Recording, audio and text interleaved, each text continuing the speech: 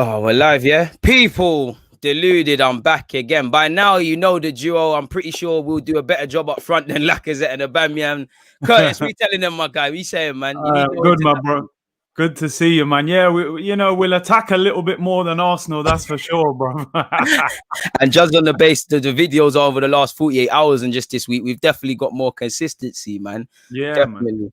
Man. Before we get into the Leeds game, let me ask you about, man said Leeds, the Wolves game. Let me ask you about the Leeds one, because obviously you weren't on my channel in there, so I want to get your thoughts on it, man. What was you feeling in relation to that?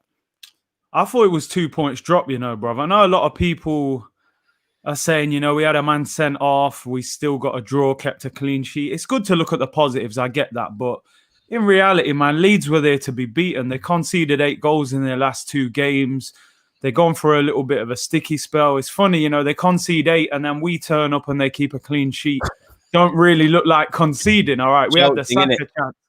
But, apart from that, we didn't really do much, man. I thought, I like the fact that Arteta changed the formation. He's clearly listening to the fans and what people are saying.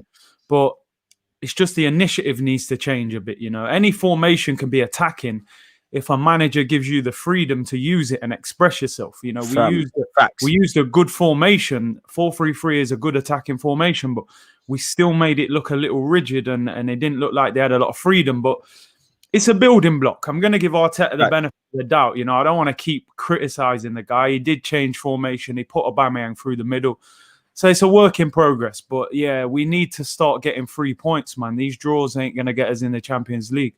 Do you think he's obviously he didn't really have long to work with the boys and he didn't get the result against Leeds? Do you reckon he's with that? He's going to keep persisting with Aubameyang through the middle, or do you see him reverting back to old things, especially if Willian is fit? Because I want to see Saka and Nelson, but I think it's going to be Lacazette, Thingy on the left-hand side, Aubameyang, and then we'll see Willian. Yeah, man. Like, for me, I think we've got to persist with Aubameyang through the middle, but I hear what you're saying. It wouldn't surprise me if he goes back to 3 at the back and Aubameyang back out wide, just because Wolves are a little more, they got a little bit more in attack maybe than Leeds. So I hope he persists with Aubameyang, because look, you can't just play him through the game once. He didn't really have a clear-cut chance in that game. You would hope in a home game against Wolves, and we got the Tottenham game. I know we're looking a bit far ahead, but the Tottenham game, I feel like, imagine Aubameyang scores against Wolves playing through the middle. All of a sudden, you're unleashing an animal against Tottenham. A confident Aubameyang through the middle. He's back. You put him back on the left, it's like, oh, okay, back to what wasn't working before. So I hope he sticks with it. Even if he changes formation, I hope Aubameyang stays there. I hope he does as well. On the topic of Aubameyang, I want to read something out to you. I was talking about this in my live stream, but the man himself, Aubameyang, has kind of spoken about this. Now, obviously, it's on Arsenal.com. It's going to be a bit PR, but I just want to get your thoughts on what he said. He said, I play everywhere. I don't really mind. Everyone knows where I prefer to play, but this doesn't matter because I prefer to have many options than just one. I want to help the team and I want to learn as well, because you learn every day, even if you are young or maybe older, but I'm still learning and I feel good everywhere. You learn because your movements are different. If you play, for example, on the left, you have to play sometimes more in the pocket to try to connect with the midfield players. And it's maybe difficult with the striker position. As a number 9, it's completely different. Sometimes you have to be wide, but when you are a striker, you are more central and it's really different. But I've learned a lot of things since I've been playing on the left side. It gives me opportunities because a lot of defenses are attracted by the number 9. Laka and Eddie are doing a great job, and so they leave space behind for us sometimes to come and run in behind the defense. So of course it's helped me, and I'm still learning as a left winger. What do you make on them thoughts there, on him saying that? Do you know what I like that? Because I hadn't even read those comments, so I'm glad you brought that up. But I think first of all, what's interesting is he says everybody knows where I want to play. Do you know what I'm saying? Everyone knows. He's telling you I'm a striker. Let's face it, I am a striker first and foremost.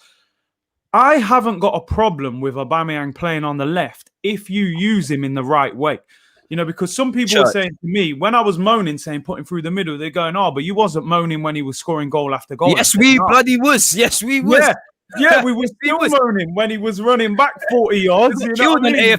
AFTV for saying this. Yes, we was. Yeah. Do you know what I'm saying? So, look, I think if he continues to play on the left, you burn him out. That's my opinion. The guy's 31. You know, he hasn't had to do this much running in his whole career. You know, running up and down in the Premier League is difficult, man. The wingers in the Prem are electric. So you got to go back and forth. Yeah. So I think the way we was using him before, he was almost like a left forward, if you like, you know, where he was making that run between the right back and centre back, and we was getting him in a lot of the time. This season, he's played like an out-and-out left winger. He's getting chalk on his boots. Crossing the ball for Saka to head it. He's putting crosses in with his left foot, and it's like, now, when I see that, it's like, bro, come on now. We got to stop that. This guy's 31. We've just given him 300 and something thousand a week. You're not going to see the best of him. We've got to prolong this guy's career because he's in his 30s. His game is based around speed. Facts. If we burn him out, he becomes half the player. The reason Vardy, who is in his 30s and his game is based around pace, the reason he's playing so well is because they're restricting the amount of running he does. They're doing what he does in and around the penalty area, and they're feeding him. He doesn't have to go looking for the ball. The ball comes to him. Yeah, so you could see a Vardy go until he's 35 and still running man down and banging goals in.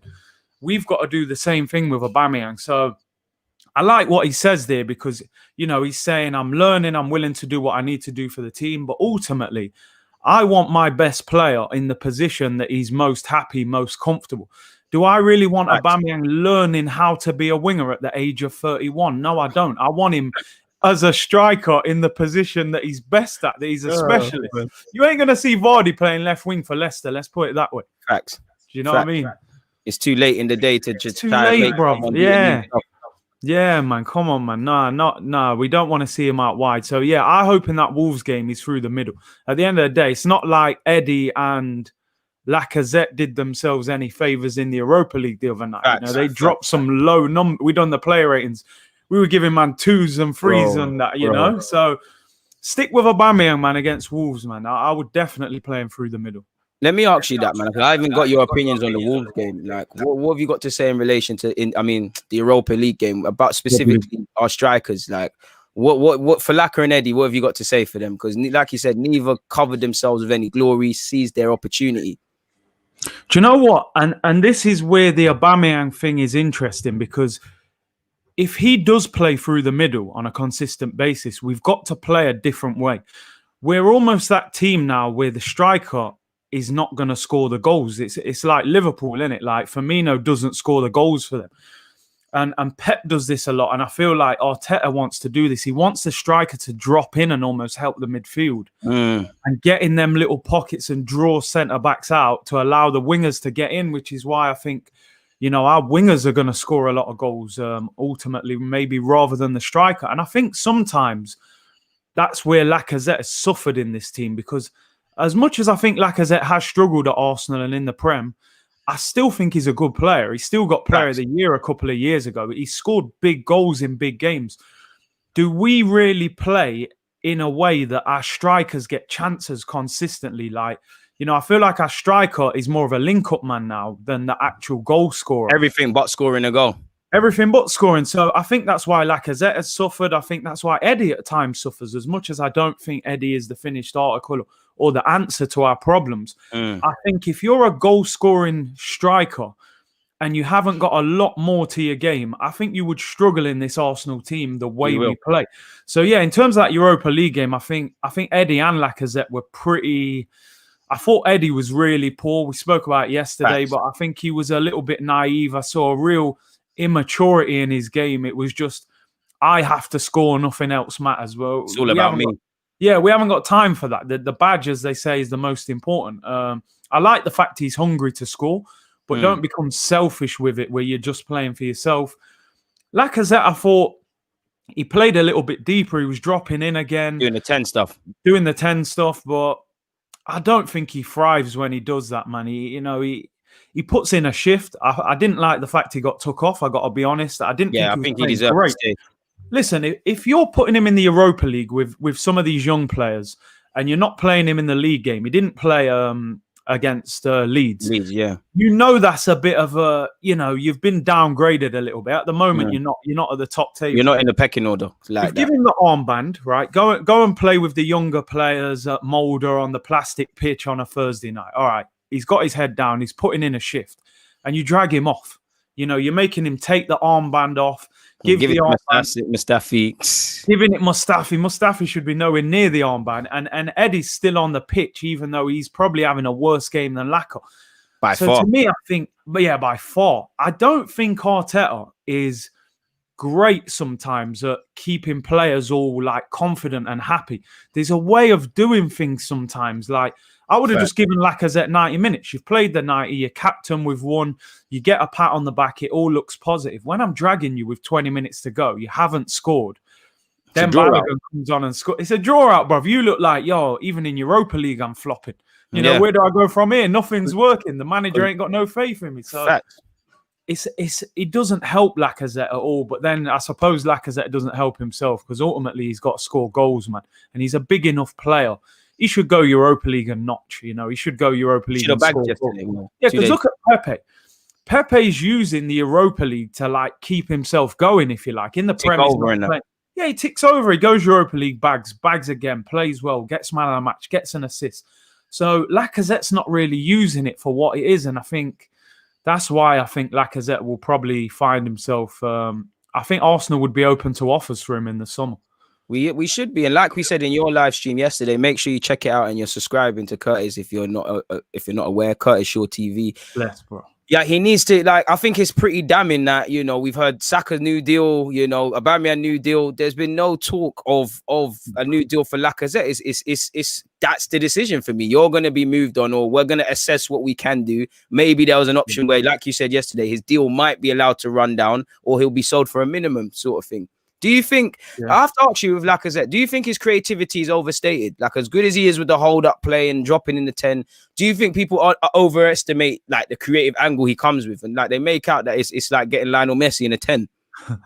Yeah, no, I agree with you, bro. Like, his hold-up on that is good, that's for sure. But do you ever really see Lacazette playing defence, splitting balls, or, playing mad little balls around the corner and that? Not really. Like, he can make it stick and hold it. He wins a free kick every now and then, but that's about it. I think ultimately Lacaz's been a flop. I got to be honest, man. I was very excited when we saw him and signed him.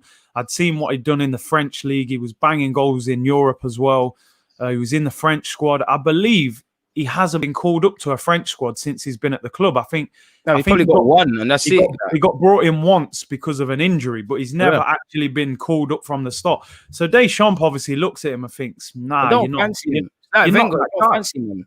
Don't fancy him. You said it before. You've said it before. A stream we did previously. You said if you sign Lacazette for 50 million in the summer, that's your answer to your goal scoring problems. That's it. 6 months later, we go and drop 56 million on Aubameyang. That clearly tells you in Lacazette.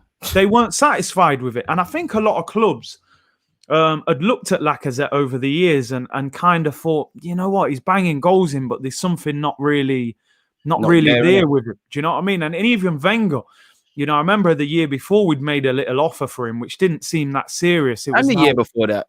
Yeah, it's like we were looking at him, but we never really wanted him to that. And then in the end, I think we just bought him because it was like, we need a striker and he's one of the only ones available. So he's never really answered the question, man. And I think I'd be trying to get a minimum fee for him rather than letting him run it down. I think facts. He's still got to be worth 20 million as a French international at 29, leaving a big club in the Prem. I'm sure Leon would take him back, let's be honest. It'd be quite the fall from grace if he went back to Leon, not in that aspect. I've left this guy's question up for time. I don't agree with it, but what do you make of Aubameyang in the 10? I mean, I don't know what he could do in the 10. Like, I don't know what he'd do there. Yeah, I don't think his passing's that great, so no, I don't know about that one. I mean, I see where this is coming from. That could be truth, because I've been saying I think Lacazette started. Should we give Arteta a bit of a blind, because he could have pulled Lacazette so he's starting on Sunday, or he's got fresh legs or some sort of minutes in the tank left? I mean, yeah, maybe he was looking at, because, these guys aren't used to playing on a 4G pitch. They play on carpets every week. So that would have been heavy on the legs. We then saw they didn't even leave Norway that evening because the flight was cancelled. So, yeah, if his plan is to start Lacazette on Sunday, then I can kind of understand dragging him off last 20. Let's make sure he don't get injured. But, yeah, for me, I wouldn't be starting him on Sunday. But, yeah, because Saka and Willian both had knocks, didn't they, against Leeds? Yeah. Maybe if one of them aren't fit, he's thinking, I'm going to have to play Aubameyang wide and Lacazette through the middle. So, yeah, maybe that's what he's going to do.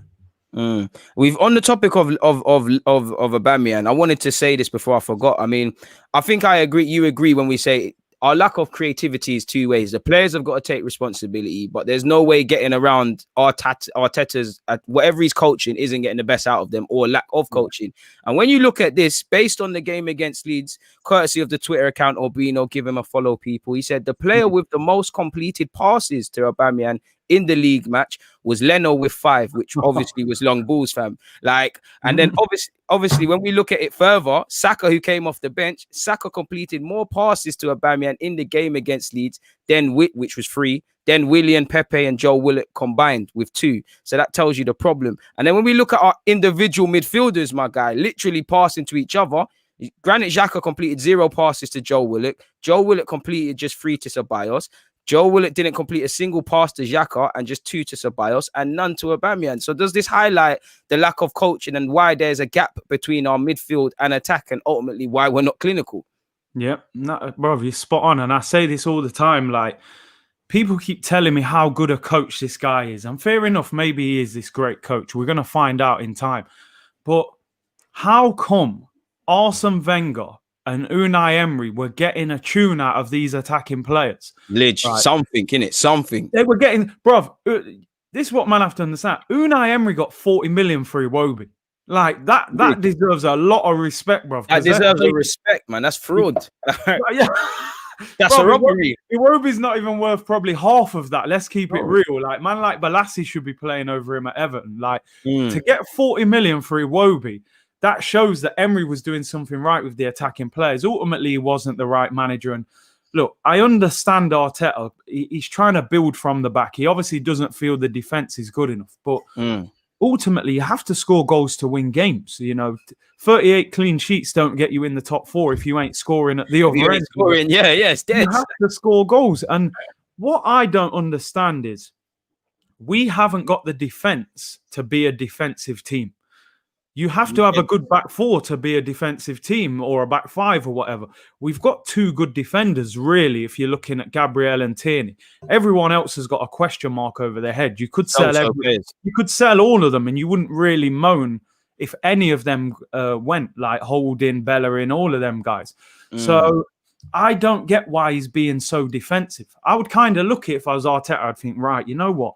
I want us to have a solid base and build from it, but I'm half a defence short of doing that. Or maybe he thinks Bellerin's all right, but we need at least another centre-back next to Gabriel. So I think he needs to knock his own plans on the head a little bit and say, do you know what? For this season, I think we've got to play on the front foot. The season that Klopp was at Liverpool, the year before they bought Van Dijk and Alisson, that year they were just battering teams. They were conceding, but they were just outscoring teams.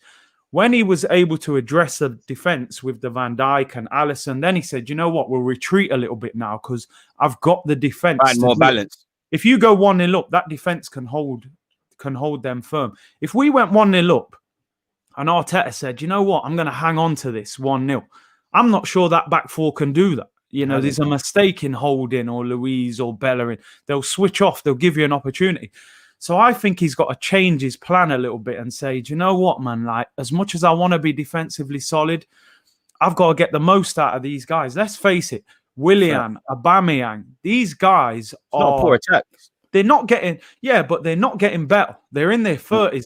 They've probably already reached their peak. They're probably going to slowly decline. So you can't waste Aubameyang now while he's at possibly near the peak of his career. If you waste and play this defensive football and play him on the left, by the time you get back to right now, I want to attack, he might be finished. It only takes one summer and you lose a yard of pace and you come back, you're not the same player. So I think he's got to change his philosophy a little bit. And I think especially when you're playing against teams that are inferior to you, You've then got you should be on the front foot a lot more. You've got to be on the front. Teams have got to come to the Emirates and think we're going to have problems today. These men are going to give us problems. I think now. I mean, I seen you speaking to the Wolves guy yesterday. They're not worried, are they? Really? They're not worried. They're thinking, yo, we can have a go at Arsenal, Traore, and they're thinking about 3 points, bro. Like they're thinking about, bro. Leeds conceded 8 in 2 games. They play Arsenal, they keep a clean sheet, and they look comfortable. And they hit the bar. And so, yeah, the philosophy and the mindset's got to change from the manager, man. Facts. What do you make? Jinga, apologies for leaving your question up here. What do you think in terms of Reece Nelson and his ceiling potentially? Like, how far do you think he can go? He's had an interesting last couple of games for us. Do you know what? I'm very unsure about this guy. Honestly, I see glimpses of a play where I think he can be a top player. Like, but then the end product sometimes is not there enough. I think it depends on the amount of game time he gets. And at the moment, you're looking at it going, Willian, who's massively in favour, Pepe, record signing. I don't think Nelson will get enough game time at the moment, if I'm honest. That's the thing. I think he can become a top player, like if he plays enough and he develops. But is the pathway there for him to do it at Arsenal? I don't know. Maybe he needs a loan as well. Would you start him against Wolves?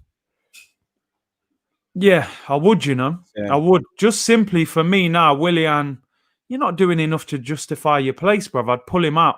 Give Saka and Nelson a go. Hey, that's the ones I want, bro. This is why I like listening to. That is what I want to see. Like I want to see Saka and Nelson swapping flanks, Aubameyang occasionally getting into pockets. I want to see pace. I think we're too stationary. Yeah. Let's get on to Wolves, man. What do you think of Wolves coming into this now? What's your feelings going into this game? Do you know what? Wolves are a dangerous team, but I have to admit, having watched them, I don't think they're as good as they were last season. Facts.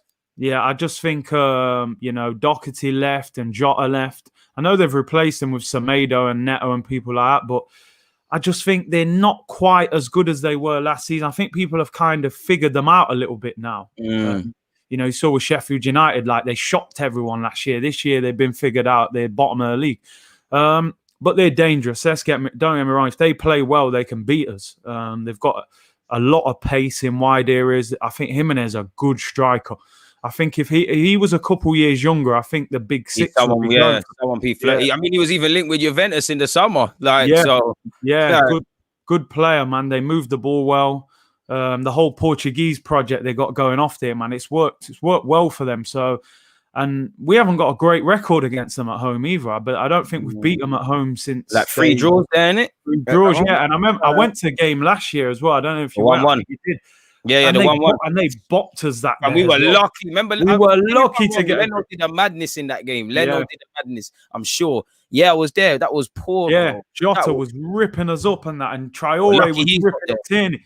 Yeah, man. So it's a tough game, man. I think it'll be a hard one, but to me, we have to win. If we draw, lose anything other than a win is a flop in my eyes. We have to win this game. Like you said, we have to win because for me, momentum, form, all that stuff goes out the window when you play top games. But North London derby, you need every little bit of confidence. Simply put, we're not winning games right now. And for me, I don't know about you, and I'm pretty sure you agree, when it's like we're playing last in the Premier League, when all the other games have done what they needed to do, it's like we know where we're going to be if we win or lose this game, and we choke. Like I don't know what it is mentally. Like, are these players like me and you, if we was playing Spurs, like we're playing Spurs next week, we're going to watch Spurs this week and then look for little things about the team. Are the players genuinely doing that? Are they genuinely are they as focused? I have to question it because I hear Arteta in the press conferences. It seems like he's really done his research, like the way he's even speaking about Wolves. Are the players going to take it in? I don't know, man. What's your lineup?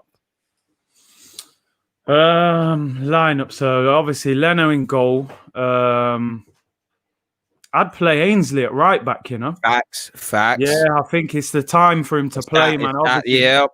These lot wanted to buy him as well. I'd play him. Tierney at left back. I'll go Gabriel and Luiz. I'll play 4 at the back, but I don't think he will. But I would. I mean, the midfield. I don't think Partey's back from what I'm reading. From what I see, I don't see Partey's back either. And I think if it is touch and go, as much as I think we need him, if they can't risk it. Just let him be back for Spurs. We don't need long-term injuries. Nah. So, I mean, that worries me because then we got to go back to Xhaka and Ceballos midfield, really, which never fills me with hope. But do you know what? I would go Xhaka, Ceballos, and I would put Willian in the 10 role. That's what I want to see, bro. I want to see Willian in there. That's where he's got to play. Yeah, that's where he's been. That's where he's got to go, man. Yeah, I don't see him as a right winger. He doesn't have the pace anymore. I haven't seen him run at a left back all season for us. So I'd play him in the 10, and then, as I said, Nelson and Saka out wide, and then put Aubameyang through the middle. I think that would beat Wolves, honestly, if we used it in the right way. You know, you let the front four attack. If you want them 2 centre mids to just sit, then you let your Willian, Nelson. But what I like about Nelson and Saka, they run at their fullback. They've got pace. They try and take you on. And that's what we need. Go at them and push them back a little bit. What's your main threats from a Wolves perspective? Because when I look at them, I see Adama Traore ain't really been playing amazing this season, but I see him as a threat. You get him against Tierney, it worked last year. They've got Podence and Neto playing relatively well. You know, I think they're 10th for crosses, but 159 crosses into the box. You've got Jimenez. You know, Arsenal don't track runners or don't mark off the ball well. Am I in the wrong in thinking this is how a story could pan out typically? Like, these are the threats. You can already see it, innit? You can see it happening. Jimenez unmarked. Lidge, like you could just see unmarked Jimenez, 89th minute, bang. Literally, 3 points sucked from us. A point, if anything. Like, it's crazy, man. The thing with Wolves, they always seem to find another solution, you know, like that Podence and Neto, they both look decent players as well, man. Like, you know, they always find players that can come in and kind of play the style. Obviously, Neves is a good player as well. Very good. Someone would have bought him as well. But the one thing that I like about Wolves, what I think they've done well, they're not a team that you can just go and take their players off them. You know, you got to deal with them properly if you want to sign someone. Like 40 million for Jota at the time, I thought, right, like that's a good price, but it actually might have been a bargain. Looking like they got zanged, really. Like looking like they got done. But now Wolves are a problem. I reckon Traore will play against us. I just think if I'm looking at Arsenal's defence, whether Traore's been in form or not, you just play him to put him on to put us on the back foot because they're going to be scared. Semedo as well behind him. Semedo and Traore as a partnership. Semedo, for me, someone we should have looked at in the summer. I would have screaming about him, bro. Yeah, screaming. Yeah. I mean, I'd love us to go and get Pereira from Leicester. I like him as well. That would be solid decent. right back, man. Like, but again, Leicester, they're not a team you can just bully in the market. You got to spend money, man. Look at Maguire, how much he costs. So Maddison when he deserves to go as well when he decides. Yeah. What do you think about Nuno? Because you know, he was being linked with Arsenal at one stage, and you know, so I was never sure about. I thought he's good, but I don't know how good he is. I mean, I'd be lying if I could say I'm 100% assured of him. 100% know what I'm getting. I would 100% back calls for him to come. But when we was linked, it weren't like I wanted it, but I didn't mind it. From what I've seen with Nuno and Wolves this year, it's almost to a degree the same things that we're saying Arteta's not doing. Nuno's Leeds doing it. Like, they're not scoring too tough. They're sitting back and making things harder. I mean, the only difference is they've got a half decent defensive record. But I can't not admire a man who's obviously found the blueprint, got them promoted. You can tell he's ambitious as well with the players he's getting in and how he utilizes them. So I like him, but probably a bit too defensive for me and my system and what I'd like to do. It'd be interesting to see him at a bigger club, though. Do you think he'd go to a bigger club and forfeit like this sort of stability he has at Wolves? It's almost like it's not an Arsene Wenger or Sir Alex Ferguson thing, but you get what I'm saying. He ain't gonna get that nowhere else. He's got some real freedom at Wolves. Yeah, no, I don't think he can leave there for a while because that's more than the manager. Like the owner, the players, these players are coming from Portugal because of him and George Mendes. So he can't then walk out and leave them all there. So I think he'll be there for a while. When he was being linked with the Arsenal job, he wasn't really somebody at the front of the queue for me. But he has done a good job. He deserves a lot of credit because I think Wolves, they're fully established in the Premier League now. They're difficult. And I think they got to the Europa League semi-final, wasn't it, last year? Yeah, they went quite far. They went further than us, bruv. We were losing to Olympiacos. Oh, Leicester further than us, bro. Yeah, man. Have you seen Dani Ceballos' comments about Nuno and Wolves? I think he's the Nuno ones, but he's been speaking about a lot of things, man. I'll get onto the David Luiz stuff, but he's speaking again about Real Madrid. He has said Dani Ceballos is still desperate to make it at Madrid after agreeing with Mesut Ozil they're the best club in the world. He went on to say, you can ask Mesut Ozil, who always spoke about Real Madrid as the best club in the world. Wearing that badge is the goal of 99% of footballers. Last year, I was happy at Arsenal, and I reached an agreement with Real Madrid to continue for another year. There was no problem because we all understood that it was going to do well for my future. Real Madrid is the owner of my future for the next 3 years, and I'm not the one who will decide. At least I'm not going to do it alone because it also depends on the coach and the president. Nobody refuses to play for Real Madrid. What do you make of what do you make of that? Because he's not said anything necessarily wrong, but for me, you know, you're not in. I mean, it's your parent club. You can say what you want, but you're not in form. You're not playing necessarily well. It can rub people up the wrong way, and people can question: is your head really in this, Ceballos? I think for him, I think there's probably a lot of frustration there because he finished the season quite well. Let's be honest. Him and Xhaka had a decent little partnership, although it wasn't the long-term solution. It was working. It was working. He then goes back to Madrid, and apparently, you know, Arteta was desperate to get him back and convinced him, and he's come back. And let's face it, he's not a first choice player. It's the Euros next summer. Everyone's looking over their shoulder, thinking, if I have a good little run in a team, all of a sudden I'm going to the Euros. You know, Dani Ceballos right now, he's not getting in the Spanish team. You know, Real Madrid are going to look and say, you know, he ain't coming back to Madrid and playing. Facts. So, you know, I think there's a little bit of frustration there, and he's trying to let Real Madrid know, but I think he'll end up at like Betis or Valencia or someone. You know, you can see Real Madrid selling him.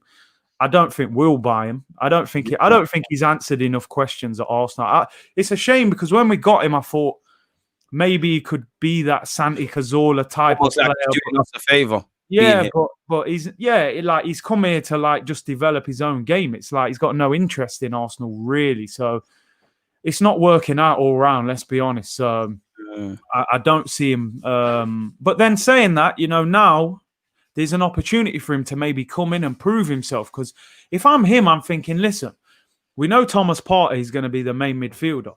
But that one next to him, you know, if I'm Ceballos, I'm thinking I'm better than Xhaka, I'm better than El Neni. He needs to prove it and solidify himself in the team. So games like this Wolves game are where he can do that. So he needs to turn up, man, because I don't think Ceballos has put in a good performance for a while now. He hasn't played well enough this season for me. You know, there was one, I think we all, I think me and you spoke about it when Partey scored, signed for the club. We was talking about, is it a 3-man midfield or whatever? And there was a game, we went Xhaka, Partey, and I think Ceballos was in midfield, but it was almost like a wide sort of centre mid. And it didn't work. What's your feelings on him as a footballer? Because I find it hard. Like, I think he's got technical ability. Clearly, he's got in abundance. I just think he's very immature. He plays in areas he doesn't need to play. Yeah. I think he's too hot and cold. I would be interested to take him permanently if it was a cut price, 15 million or something for the squad, but they probably want 30, 40. I'd rather slap that towards Aura or Szoboszlai or do something else with this rate. I think a big part of it is I don't know what his best position is in midfield. Is he an 8? Is he a 10? Is he a deep lying playmaker? I don't know. I get worried when he's on the ball on the edge of the own box because he's spinning around, and I'm thinking, you know what I mean? I'm thinking you're going to cost us a goal, bro. But then I don't think he's a 10 either. Like, I don't know. He's probably at 8 possibly, but we play him a little bit deeper than that. And plus, because we've played too many midfield a lot of the time, I don't think that suits him. I think he needs to be in a 3-man midfield. But that one slightly to the right didn't work at all, though. But I don't think in a 2, it really helps him. He has to do so much running. Playing midfield in this Arsenal team is hard, man, right now. I've got to be honest.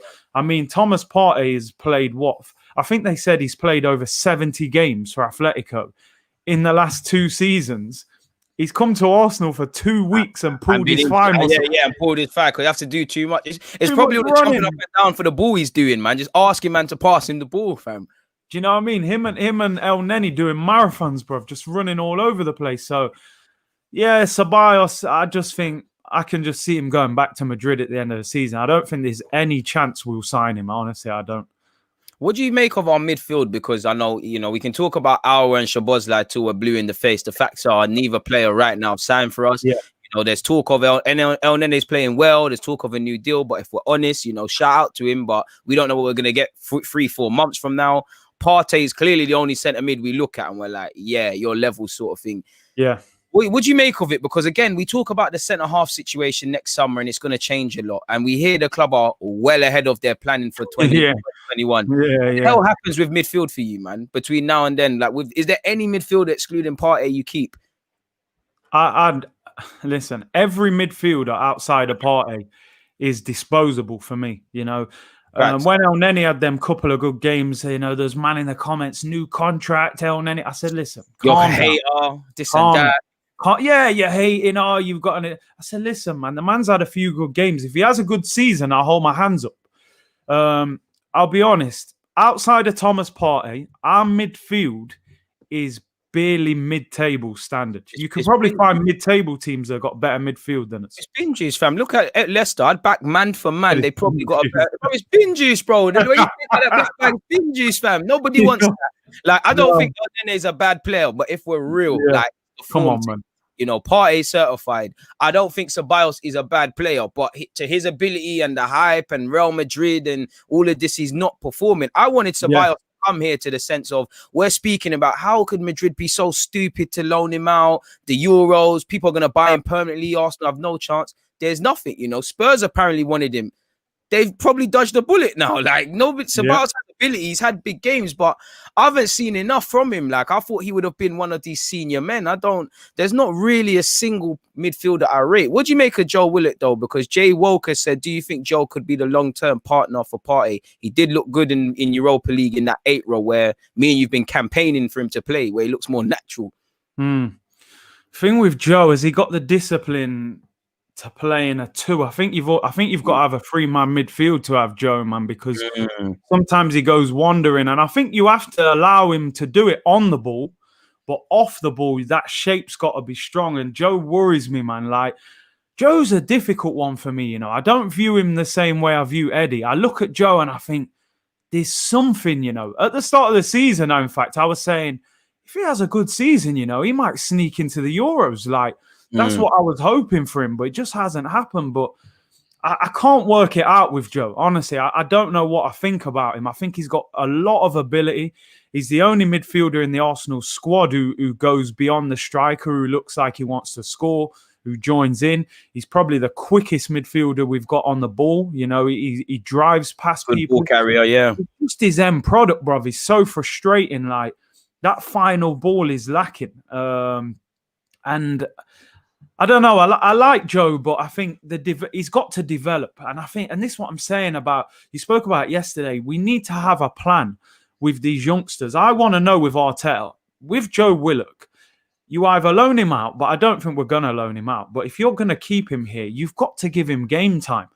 I would much rather, honestly, I would rather see Joe Willock playing than see Granit Xhaka playing. Because what's the point? We know what Granit Xhaka can do at his best, and it's still not quite good enough. It's capped. It's meaty. It's 5 out of 6. He's not consistent. He's not quick. He'll let you down at certain times.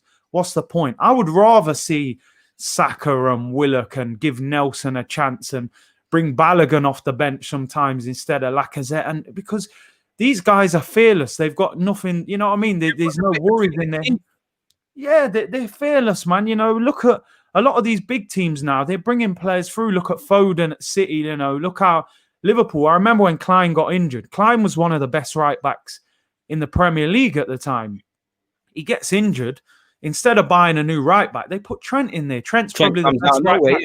Yeah, look at Trent now. He's worth, you'd get 70, 80 million for him. He's one of the best in the world. So I think you've got to start giving these guys a chance. And I've been surprised that Arteta hasn't given them a chance. But I think he keeps talking about trust and the process and all this. I think he doesn't fully trust a lot of these players to just give him that solid performance. I think that's what he's looking for, just that solidarity. And I think that's why sometimes he's probably looking like, who shall I play on the right this week?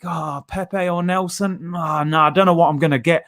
I just play William I'll because just play he'll work. William 5 out of 10. Yeah. I play him for his 5 and his work Help rate. me go backwards as well. Because he'll help Bella in a little bit. So, yeah, with Joe, man, I think he needs to get game time. He needs game time because El Neni, for me, will never be more than a squad player. He can do a job in a certain game. You know, I remember Park Ji-sung at United. He used to sit on the bench, and in certain big games, they'll just play him because that work rate. That's kind of how I view El Neni. I think he's somebody who can help, but you can't be playing him on a regular. Ceballos, I think, will go. And Xhaka, I think Xhaka's done at Arsenal. I would move Xhaka on in the summer as well if you could. I agree with you, man. I'd move Xhaka on. For me, you know, I'd bring back the 2 low knees in Torreira and Guendouzi. I know it's not going to happen because of the attitude, but I just believe on paper, Thomas Partey, Torreira, you know, that's a better partnership than El Neni and Partey. Take nothing away from El Neni this season. You've got Guendouzi. I think Guendouzi would have looked a better fit right now with Partey than a lot of these, man. I agree with that. Then you look to bring in a Shabazz like or our one. You've got probably 4 or 5 decent little players to flirt with. You've got Joe Willock. I think you made a great point, and Joe Willock needs to be thrown in. And if he has bad games, don't get twisted, come out the team, but he needs to be blooded. When I see Joe, I'm like you in the sense of, as a player, there's a lot that I think him alone can only account for. I think he's a bit hot and cold, but as an individual, is there a real development path for him? Because he's been hung out to dry against Leeds. 1 minute he's playing as 8, then he's doing up to 10. And we don't know what we're getting from him. And you made a great point. It's like 18 months, where do we want Joe to be? 20 months from now, where do you want him to be? 3 years from now, do we want him to do this box to box or this cam? It's like Maitland-Niles. It's great having a little squad player, but what is he? Is he a centre mid, but he does a job for us at fullback, or is he a fullback with the ability to play in midfield? What is he? Because we're still talking about the same things with a lot of these young players. You've got Smith Rowe who grabbed an assist as well, and I think it was interesting Arteta's comments because he's saying we've got to be patient with him. He's got the ability, but he kind of said it's down to Emil Smith Rowe, and he spoke about mentality a lot. So I think it's a thing where he's questioned the mentality. I think when I look at the players, only Saka's on it. Like Saka's got the maturity and the maturity on and off the field and the mindset. I think these players are a bit hot and cold. You mentioned Balogun, and we've shown him no love in this live stream. What are you saying for Balogun, man? Because you said a great point in my last live stream today. I was saying, you know, I want him on the bench. I'm not going to feed into fans' nonsense about starting a man and doing all these things, but should he not be involved in the squad? Minutes off the bench, just give us another option, sort of thing, man. Bro, you made a good point there about grabbing your opportunity, and this is where I do think Arteta is right, because although I think Joe should probably get more game time, you've still had enough game time to make an impact. Well, he's played 50 games. We should all be saying, bro, how the hell is he not starting? But we're not saying that because deep down, we don't really know whether he should be starting. He started against Leeds last week. He didn't really do anything. It's an interesting point. Someone messaged this last week and he said, our midfield last week was Xhaka, Ceballos and Willock just in front. But we could potentially have had Guendouzi, Torreira with Mesut Ozil just in front. Those 3, 2 have been low playing. That's a better midfield 3 than the one we had on the pitch, in my opinion. So, you know, that's interesting. Just say what you said there. I would like to see Guendouzi come back personally. I don't think his future should be over at Arsenal, but it's whether Arteta will ever have that trust and the attitude. Hopefully he matures in Germany, but you know, I don't know. But yeah, I think with Joe and people like that and Smith Rowe, you've got to do more to grab that opportunity. And then alluding to Balogun, I think Balogun's got to get a run now. As you said, I'm not starting him. I think next Thursday, Europa League, we've qualified Europa, now. You can start. To me, and this is what I always think the best managers do. I don't care what your status is as a footballer, whether you're an 18-year-old kid just coming through or you're a 30-year-old experienced player. You should be able to earn a status and a starting place in that team. To me now, Balogun needs to be pushed ahead of Eddie and Nketiah. Eddie, we've seen you play. We know what you can do. You can nick us a goal. You'll work hard. Your movement's good, but ultimately you're quite limited at the moment in what you're producing. Balogun, to me, looks fearless. He looks quick. He plays on the shoulder. He looks aggressive. You know, he'll make mistakes. He'll miss chances, but he's going to be unpredictable. And I think defenders will struggle. I feel like Eddie's a little easier to deal with. For me, Balogun, has to be on the bench against Wolves. I want to see this guy on the bench and give him a run out as well. Don't think he can only play 5 minutes. Give him a run, because I think we've got a potential star there in Balogun. And the only way you find your next Rashford, your next Jack Wilshere or whoever, is by giving him a chance. So I think Balogun needs to play, man. He has to be on the bench tomorrow. I agree with you. For me, Balogun needs to start. He's earned it. I think even if he's not going to play at Arsenal, he needs to go and play men's football. Like you said, we could have potentially a player here. He's cerebral. He's strong. I think the goal, I'm impressed, not just because he scored the goal quickly off the bench. In that game, and we were speaking about it on your channel, I felt the chances we had prior to us starting to score, it was too easy for the keeper. Like, nobody's following in. You look at that run, that aggressive run, that's what I wanted to see. So he's already got a thinking's cap. I think Eddie's probably ahead of him right now just because he's played more games. He needs that experience. But for me, you bring Balogun in for 2 reasons. One, because he's doing the job. 2, because, and we talked about it, is a bit of the system. But if I'm Lacazette, if I'm Eddie, if I'm even Aubameyang, there's one more attacker coming in to complicate things. So if he wasn't going to fix up before, you might as sure as hell fix up now. So he's giving problems. And like you said, when you're young and fearless and maybe to a degree a bit naive, to not consider the context of the game, to not consider if Arsenal lose or this and that, he can make something happen for us. And like you said with Eddie, you made a great point. Like, he's a bit predictable. We've seen what he's about. Like, I don't want fans to turn on Eddie. I still want him to become a decent player. But I can't be alone in thinking, man, say he's a poacher. That poaching record has left him in the senior game. You can do it for the under 21s. You can do it for the 23s. First team, how can you be a poacher if you ain't got the stats? And for Eddie and Joe, they've played about 50 times. It's like, I'm still showing sympathy. But for me, when you start making appearances and it's not all 90 minutes, I start to cut away the excuses and start to be a bit more harsher, because you should still be developing. Like, you, man, are close to 100 career appearances. By the time you make 100 career appearances, you should kind of be defined. Are you a box-to-box midfielder? What are you about? It shouldn't be the finished article, but what are you about? And I think I agree with you. I believe Balogun needs to play. Do you think he'll sign a new deal, though? I mean, I'm reading reports that his agent's saying they want guarantees about his involvement with the first team.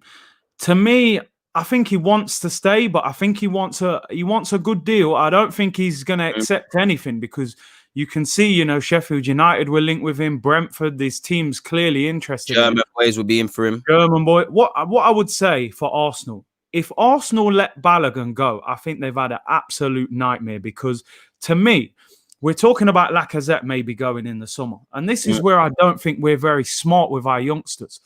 Sometimes the development of a youngster and really giving him a chance, Balogun could save us having to sign Odson Edward or somebody in the summer. Do you know what I mean? If Balogun blows up between now and the summer, all of a sudden, you've saved yourself the 30 million that you was going to spend on replacing Lacazette. We've got Aubameyang, we've got Martinelli. If Balogun, proves himself, you've got Eddie, you've got 4 strikers there. You may not have to go and buy another striker. That 30 million goes towards your centre midfielder to play with Partey. Facts. Balogun has to be given a chance. There's no way I would let him leave the club. If he needs guarantees he's going to get game time, I'd say, listen, you're going to play cup competitions. You're going to be on the bench in the Prem. We're going to bring you on. We'll give you the occasional start in the league. We've got to keep him. They'll drop a clanger if they don't keep him. And just back to what you were saying there about Eddie and these boys. And, Eddie's not a youngster anymore. He's in his 20s. 2021, some 21-year-olds in the Prem have played 100 games now, bruv. You're not no kid. You're soon going to be too old to play for the under-21s.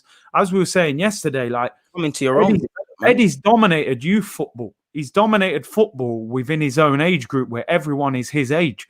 He's never really done anything in men's football. He went to Leeds. They cancelled the loan for him, I was speaking to a Leeds fan last week in the preview, and he said, Bamford wasn't doing it. They brought Eddie in, and they said when he was up front by himself, he couldn't handle it. He wasn't strong enough. And so Eddie, for me, as much as I don't think he's the answer at the moment, I don't think he's good enough. I don't want to turn on him. He's still an Arsenal player, and I think he just needs to learn a little bit. I think Arteta should maybe bring him out of the firing line a little bit. Save him for a bit, coach him. This is where I want to see this so-called amazing coach that we've hired. I actually want to see you improving young players. And so I think it's down to Arteta, but these players have to grab the opportunity the same way that Saka has, because Saka had limited game time, and you could see very quickly that, this boy's onto something. Serious, isn't it? Every time he played, he was grabbing it. Even the Leeds game the other day, bro, he come on for 20 minutes. He was probably better than every attacking player throughout the whole game. It's with Saka for me. Don't get twisted. He's got all the ability in the world, but it's the mentality. I always judge a player on adversity. Anyone can play when the sun is shining, when you're at home. I've seen Saka in a whole heap of different competitions take everything in his stride. I'm not naive. The only time I've seen him look nervous is playing for England, but he quickly got that out of it. You know, if Saka's ever looked nervous in an Arsenal shirt, he does a great way of channeling it. And I don't think the same for the others. I think with Eddie, like you said, and you was a striker, 21, we're not asking you to be the finished article. We're just asking that what we were saying about you last season, we should be saying and criticizing and praising something different. And I don't believe I've seen enough development from him. I think, the labels he had coming into the game as a poacher and things, statistically, he ain't scored that much. And every week he's missing these tap-ins. Like, I don't know what it is, but he's missing these tap-ins. So he's got to take his opportunities. Obviously, you was a striker. And I want to ask you, obviously, if you put yourselves in the shoes of Balogun, he scored a goal, the club are bigging you up, Arteta's bigging you up. But when you look at it without emotion, you might get starts in the Europa, but you've had, couple of minutes across 2 games. You might play Europa. Again, there's hell of strikers in the pecking order. There's talk over transfers. There's Arsenal season. Would you sign a new deal right now if it's put to you this week and you're happy with the terms? Are you signing a new deal? It's a tricky one, because number one, it depends who's interested in him. Behind the scenes, his agent's going to have a list of clubs that want him. So it depends on those options. But ultimately, you want to stay as high as you can, if possible. I'd be looking at, if I was him, I'd be saying, look, Lacazette's got a year left on his deal. He's either getting sold or he's going to run down the contract. And I'm sure he would just become a squad player. And he's not scoring goals. You've then got Eddie, who's the one ahead of you, but Eddie's doing himself no favours. And I think he will push himself ahead of Eddie if he keeps up this kind of development. You've then obviously got Aubameyang, the big man, but he gets used on the left sometimes. Do you know what? I think Balogun's got a chance, because I think with Eddie, Arteta has proved that I'm prepared to play the young player. He was clearly in favour of Eddie ahead of Lacazette. He was willing to start him. He started him at Manchester City away after the lockdown. On a loan spell, and the loan spell, we were saying go back on loan. He weren't playing. He trained and played. So there's some positives with Arteta in that regard. So I think if I'm Balogun, I would say, look, man, like outside, if I get a good enough deal, I think there's a pathway there for him to get in and unleash himself at Arsenal, man. It's been a long time since a young player, especially like a striker, has blown up at Arsenal. And we got 2 of them that could, like... Yeah, I think Balogun can blow up, man. I've been looking at Saka's development and thinking, you know what? Because like you said, every time I see Saka play, he takes everything in his stride, whether he's at left back, left wing, right wing, in the pocket. He doesn't moan. His body language is the same. He gets on with it. He's got that killer instinct. I remember he was nutmegging people. He scores goals, gets assists. Balogun, to me, when I look at him, I think I see that little spark. He looks a little bit. He's got that little bit of arrogance, but it's good arrogance though. It's not like it's like I'm ready. I'm ready for this level. I'm gonna score goals. I'm quick. So, Balogun, Martinelli, Saka. These are the kind of players I think we need to let loose, man. Because listen, we're not that team anymore, or we probably never have been, in fact, that we can't find solutions through money all the time. We can't compete with Chelsea, Man City. Even when we're paying 45 million for centre-halves, we're still next season's crying centre-half. Gabriel's the only decent centre-half that's come through this club. Crazy. Exactly. In how long? And look how many times we've made mistakes, bro. Mustafi and Xhaka and don't make me cry. I'm not even going to get involved in the names. You know what I mean? So I think we've got to be smart, because if we've got a group of youngsters at the moment where it's kind of a flip of the coin, like, can Willock make it or not? Willock in a year's time could be a regular for Arsenal. He could be an England international and he could be flying. On the flip side, he could be Crystal Palace, and we've sold him for 8 million. Being a bit rich to him there. You're even doing him a favor. Yeah, he might not even get Crystal Palace. He could be lower than that. But what I'm saying is we're just completely unsure of where these guys are going to go. So I think he's got to get hold of some of these and look at the Saka situation and say, you know what? Saka's probably a £50 million player. Even that, therefore more. Sigurdsson was 50 mil. My guy Saka's 100 now, man. I can't lie. You know what I mean? Saka's worth those. So sometimes let's find the solution from within.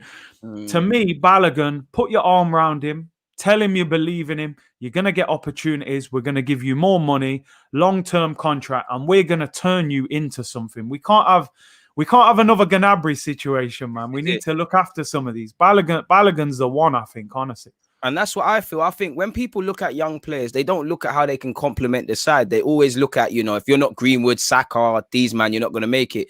I think Balogun's got, and we talk about it more off air. We always wax lyrical about Balogun. I think Balogun can go as far as his potential takes him. But equally, if not, why can't, like you said, we can't always fix it with money. Why can't he become our Lacazette in a sense of obviously he scores more goals, but that's our plan B or someone to flirt with who starts and whatnot. Then you've got Tyrese, John Jules who can do the same. And why I think Tyrese and Balogun are actually different to Eddie is because I don't think Tyrese is going to be a 10. I don't think Balogun is going to be a winger, but they can, in the short term, they can both do roles there. I don't think Eddie Nketiah has enough to his game. And what do you make of this on the topic of Eddie? Because I don't listen, like we kind of have to, as YouTubers, we have a duty to kind of protect Eddie, as we've both been doing, Carl. You know how it gets. But at the same time, I'm not going to accuse a man of being selfish and all of these things. But I can't be the only one. When you see Eddie, he don't look. He might be frustrated in himself, but he don't look happy when the next man scored. He's like, it should have been me. Like with Nelson, he genuinely. With Joe looks like he's happy for everyone. And Eddie just looks like, if it's not me, I can't do my phone thing. I don't care about nothing else. And I like that he's happy. He's unhappy that he's not scored and he wants to score. But does it bordering on selfishness? Does it bordering on not being a team player? Because I think, when you look at what I've just said, and one of the chances, like, do you remember the Pepe one where he crossed it and he didn't take the chance? When you look at that, when you look at a couple of times where he shot from outside the area for no reason, it's selfishness. Like it's and that's not maturity. That you're picking yourself and me over collective glory. You want everyone to wax about Eddie. You don't want them to wax about the team. Do you know what? You make a great point, man. Look, don't get me wrong. As a striker, when you haven't scored in a game and other attacking players are scoring in the game, within yourself, you're not happy with yourself. But ultimately, you play for that team. You want that team to win that game. Man said the phone ran out of credit. The phone ran out of credit, brother. Like, you used to put £5 on. Man tried to ring, man said, nah, insufficient funds, bro. He's getting beat out by next man. I'm telling you, man. I think Eddie. There are parts of Eddie's attitude that I don't like. I think as a 21-year-old, you're so lucky to be playing for Arsenal, brother. A year ago, you was on the bench for Leeds in the Championship. In the winter, probably not. You're now at Arsenal, getting starts, playing in Europe, scoring for England under 21s. When Nelson scored, you're a recognised player. And when Nelson scored. Nah, I didn't like the attitude, man. I'm sorry. Like, even if you want to score, that's fine. We understand that. Strikers always want to be the one to score the goals. But when your teammates score, go and celebrate with them, man. You lot grew up together as well, Nelson, Willock. You all came up. So, nah, I don't know what it is. I don't want to be too hard on Eddie. I really don't. But there's something about his attitude that I'm not too sure about, man. And the way he played in that game the other night, it was very immature, very, very selfish, and I think he needs to really understand a little bit. Play for the badge first, and things will happen for you. Facts. It's not all about Eddie and Nketiah, is it? Facts. It's not all about Eddie and Nketiah, and it's that selfishness. And I like the fact that he's selfish because football can become sink or swim very quickly, as you know. Yeah, but it's just about finding that balance. It's like, what do you think he has? When we break down Eddie and Nketiah, what specifically do you think he needs to do to improve? He needs to work. Like, I think he needs to get stronger. I feel like you're playing men's football now. This is big man's football now. This ain't under 23s where you know, everyone's your same age group. You can probably bully him. Oh, he's gone. I'll take over. Don't worry, I'll do it. This is, you know, you can't just bully all the defenders and, you know, push them all around the place. You got to hold people off. And he's got to be stronger, man. Man needs to hit the gym. Don't worry, man. It's a takeover. If you're looking here, you're thinking, what's happened, man? Curtis Shaw TV, we've taken over Deluded's channel. Man all froze on the screen. I was thinking, is Deluded just looking at me for a long time? Next minute, I realized the man froze. I'm sure he'll come back on in a minute, man, but we'll keep it ticking over, man. Keep getting your comments in anyway. What do you think about Eddie? What do you think about Balogun, man? For me, Balogun's overtaken Eddie, man. All right, I'm back. I'm back. Balogun, I don't know what happened there. He's back, man. I had to take over while you was away. You saved me. Balogun must have done a madness. He heard me talking. I mean, not Balogun. Eddie must have heard me talking. Eddie cut your Wi-Fi off, man. Eddie said, you know what? This DG fella thinks he's better than what he is. Let's see what you're saying when we cut off your shit. That's literally what he did. That's what he did. A man said, hey, I'll draw you out. Hey, you're getting put on timeout. I pay my bills. Man, don't draw me out like that. Bro, I thought you were so shocked with my comment, that you were just looking at me for like 2 minutes. I thought, yo, the man's froze, fam. Well, what was you saying before I cut out, man? I apologize, people. I don't know why that happened. Nah, I was just saying with Eddie, man. I think he's got to simplify his game a little bit, and I think he's got to learn as well. He's got to understand that. You know, sometimes with these youngsters, they've been this big boy coming through the age groups, and they think the same thing's just going to work when they get in the first team. And sometimes that game is completely different. You know, I've said before, to me, under 23 football should be scrapped. I don't think it works. It doesn't work. The gap between it and first team football, especially in the Prem, is too big. They need to go back to reserve football rather than under 23. So I think Eddie needs to learn again. You're a student of the game again. You're not the finished article. I think he needs to get stronger. And I think he needs to add more to his game. You know, when we talk about him as a poacher, are we saying he's a poacher because he's a great finisher? Or are we saying it because actually, apart from a tapping, nothing else? Don't know. There ain't much more there. His hold-up's not great. You know, his first touch, his link-up. So I think Eddie's got to learn. And that's why I think, you know, he's talking about with Saliba. Saliba needs that development year. That's why they want to loan him again. I still think Eddie needs that development year. I don't think that Leeds loan actually helped him that much. I think he needs another one. And that's why I'm surprised they kept him again. Like I say, minutes are currency, innit? You can train as much as you want with Arteta. We'll learn from Aubameyang, do all of these things, but minutes are currency. You know, when you look at Joe, Emil, Nelson, for me, if I was one of these young men from late teens, early 20s, I want to look back in May, knowing that I am dramatically a better player than I was the previous August. And I don't think that's going to happen with Eddie. You made a great point, and I think it's a fantastic double-edged sword in that, you know, strikers have to score goals. You know, we got Lacazette. You know, he might not be the great goal scorer, but he typically does score. You know, he assists. He's got the general play and all the rest of it. You know, but he's not scoring, so it's a thing. Or if you know, people actually say in today's day and age, if a man just scores goals, that's all he does. So I think there's that balance, and I don't think Eddie has it. When you're not scoring goals, so we can't turn around and say you score goals. When he scores goals, it's in Europa or in cup games. When you ain't got nothing in your general play. I actually was quite surprised initially when he came back from his loan spell. Them times there, we was at the Emirates, like I think Newcastle, Everton. He looked clearly working under Bielsa helped him. He looked a bit better physically. You know, he looked like he had a bit more intelligence. But all of that's gone out of the window, and I do think he needs to pattern up. But a bulk of it is because of game time. And I say with Joe, and I like the way Nelson's backed himself because it seems like things are opening. Do you enjoy being at Arsenal, or do you want to go somewhere where this bubble needs to burst? Because like you said, everybody tells you you're the next up. You're part of this thing now. You're not improving. Like is there any Prem teams Eddie Nketiah plays at or starts at? You're probably looking at a Fulham or these teams there where they've got nothing, sort of thing. I mean, even Fulham, you know, they might just go with a Mitrovic and go long, you know, and just hold the ball up. You know, I'm looking at the teams now, like Sheffield United, maybe, you know, they're struggling for By goals. default. By default, yeah. Like Burnley, I don't think he gets in over like Chris Wood and them, man. Is he the right complexion for Burnley? Yeah. I Well. don't want to be that guy, but them teams there don't look like they're for the brothers still. They're not on it. And then, well, West Brom, I mean, he might get in 1 or 2 teams in the whole league if he's lucky, man. So, yeah, I think Eddie, man, like, it's no coincidence every time he goes under 21s, plays his own age group, he's a world beater.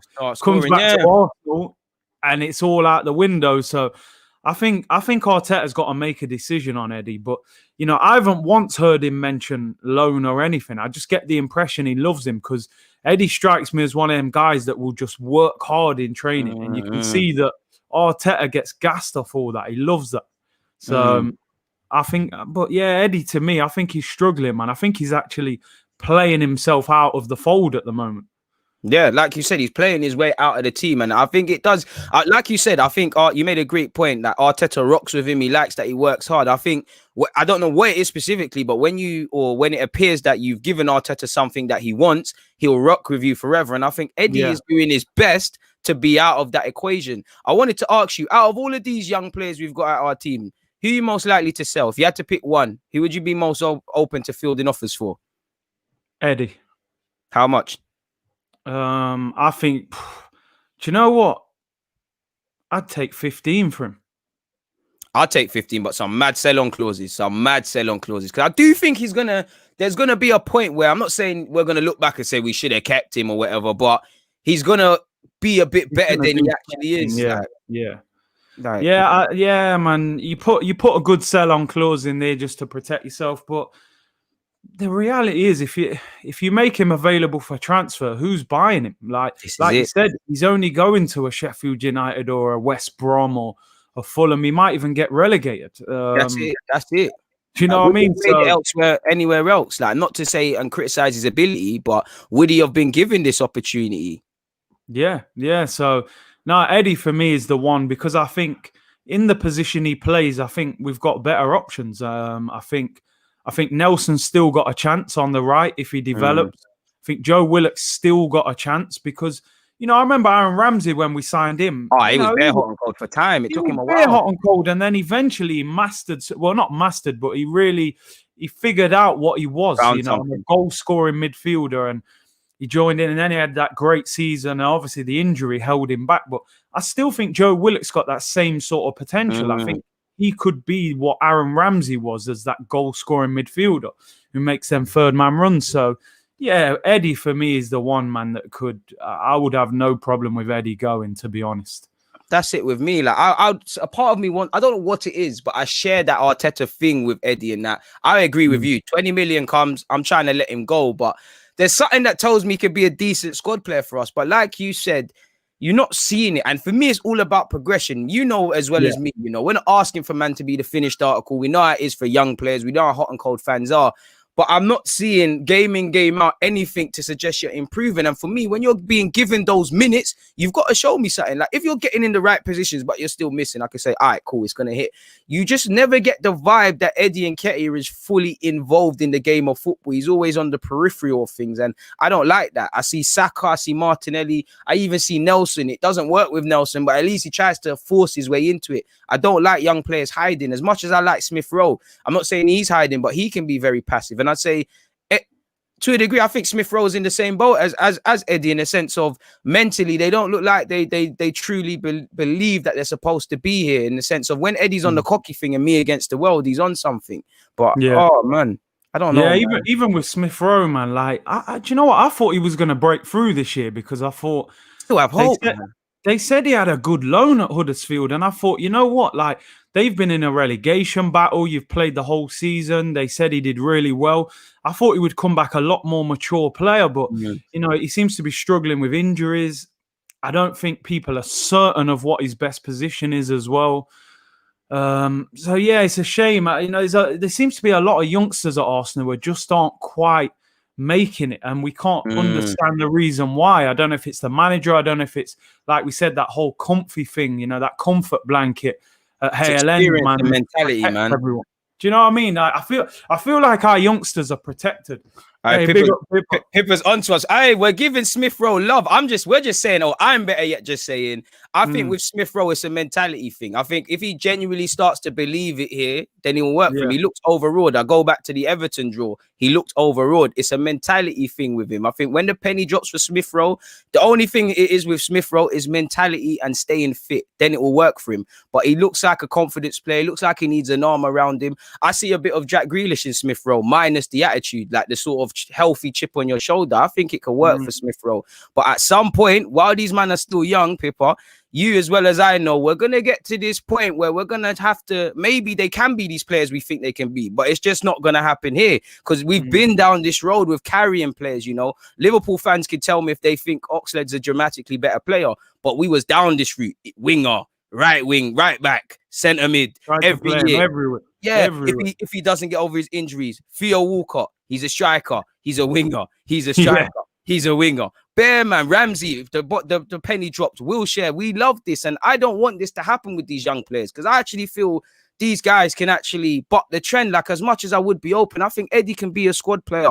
I think Balogun can surprise a few. I think Smith Rowe, Nelson, Saka, for me, are the future of this football club in particular. I like Tyrese John-Jules, who's not in the frame. I think these players can either progress to the first team, and it's down to them if they want to be a first teamer, rotation, and the rest of them, or they can go off and make significant money for this football club. And I don't think we're doing enough for that. You look at Chelsea, you know, they're picking the right loan spells. They're letting these men go at the right time. They're developing in the right way before they even get to under 16s. Because I think physically we lack a bit. I do think our young players get a bad rep of, as I even said it myself, comfortable. I do think the environment is comfortable when it breeds it. But I think they want to seize their future. You know, Nelson, I think it would have been better to go out on loan, but you could flip that and say that was the easier option because you might have got game time. He's backed himself because he's got a Willian who we all know whether he plays good or not, he's playing week in, week out. Pepe's not getting a look in, but he's probably ahead of him and the rest of it. I believe in these young players. I'm sure I speak for Curtis as well. We want all of these young players to. I got more time for everyone that's come from Haaland and Martinelli to that than man that have been brought in and been playing for their countries and making these same mistakes week in, week out. Like, I don't want to scapegoat players, but yeah, let me speak about Saliba. You've heard he wants to. We spoke about it yesterday, but what have you got to say about Saliba, man? What's your opinions on him? We've heard about cutting wages and returning to Saint Etienne. You've had, is it Perrin, the senior centre half at Saint Etienne? He said that he wanted to go in the summer. You know, what's your feelings on Saliba? And it kind of ties into what we're talking about, planning and the rest of it. Bruv, they've messed it up. It's as simple as that. The club of. I mean, I look at it like this, Apparently, the guy came back to London early because obviously the French league. He was training while the season was still going on. They've had him on the training ground for months and months, right? He then does that pre-season. Obviously, the pre-season was shorter because of COVID. So by the end of that pre-season, surely Mikel Arteta knows from then, do you know what? He's not quite ready. He's not quite ready. He needs to go again. Get the loan deal done and send him back. And we would have all said, cool, you know what? Maybe, you know, the season got cut short in the French league. Now he's playing football in France. So we get him back next summer. Cool. You don't do that. If you don't do that, you've now got to involve him at Arsenal, at least until January. The perfect place to involve him would have been Europa League. And now that we've qualified. 2-3 games there. He could have got game time there, but you've left him out because for whatever reason, you've left him out. Then Arteta turns around and says, oh, actually, I made a mistake. I should have involved him. So you already know that you've messed up. Then the guy is going to spend half a season playing under 23s, which is a backward step from where he was playing last season. So you've wasted half a season. And then we're going to loan him out to Saint Etienne in January till the end of the season. Now, the questions I would want to ask Arteta is, number one, why was he not loaned out in the summer? Number two, having not loaned him out, are you telling me he's not as good as, or if not better than, Rob Holding, Callum Chambers, Skodran Mustafi? These guys who have let you down over and over and over again. Facts. I think we can all accept youngsters take time to develop. And make mistakes. They make mistakes. I saw Fofana the other day against Liverpool. He made a mistake, but he's been great prior to that. So you can forgive him. It happens. You know, Gabriel's come in and hit the ground running. You know, he will have a bad game somewhere down the line, but he's got credit in the bank already, and we understand. Why has Saliba been totally mismanaged again? This is a guy that we paid nearly £30 million for. It ain't a kid who's just When we come said out of the we're youth. meant to be broke. We're meant to be broke. We're buying youngsters for 30 million. We're not even giving him a chance. This guy is willing to lose 90 grand a month in order to get out. That to me screams that he feels like, just get me out of it at all costs. I need to play football. Lose money. And also, I don't think he's happy with Arteta. He can't be. He's got to be coming over here saying, listen, man, you know, he apparently lost his mum during COVID. He's having this difficult time. He's learning the language. The loan deal collapsed. Why has Arteta not put his arm around him and said, listen, we're going to look after him the Arsenal way. We're going to develop him. We're not going to play him in the Prem too much and put him under pressure. Right. But he can at least play Carabao Cup, Europa League, get 10, 15 games under his belt by Christmas, and we'll reassess it again in January and see where we go with it. But no, they put him in under 23s, and effectively you've wasted 6 months development off a guy who, even next season, then you should be looking and saying, right, next season, I want him starting centre-back next to Gabriel. So again, this is typical of Arsenal, bruv. They've mismanaged so many situations this summer.